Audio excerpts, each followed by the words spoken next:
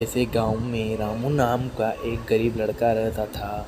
उसके पिता एक किसान थे और माँ घरेलू महिला। रामू अपने माता पिता की इकलौती संतान था।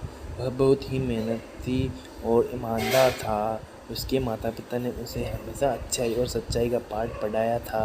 एक दिन रामू स्कूल से घर लौट आ रहा था, तभी उसे रास्ते में एक बटुआ पड़ा हुआ मिला। उसने बटुए को उठाया और देखा कि उसमें काफ़ी सारे पैसे थे।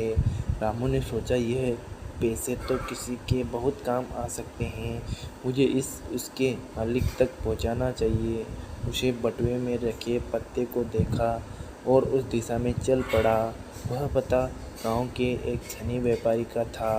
रामू ने उनके घर जाकर दरवाज़ा खटखटाया। व्यापारी ने दरवाज़ा खोला और रामू को देखकर आश्चर्यचकित हुआ।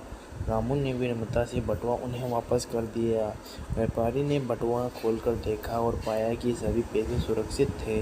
वह रामू की ईमानदारी से बहुत प्रभावित हुए। व्यापारी ने रामू से पूछा, तुम्हें पता था कि इस बटुए में इतने सारे पैसे हैं, फिर भी तुमने इसे वापस कर दिया, तुमने ऐसा क्यों किया?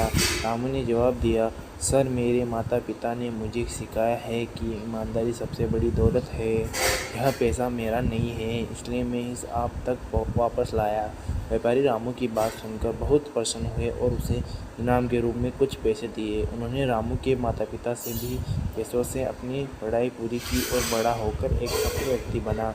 उसने समाज में ईमानदारी और अच्छाई का महत्व समझाया और सभी को प्रेरित किया।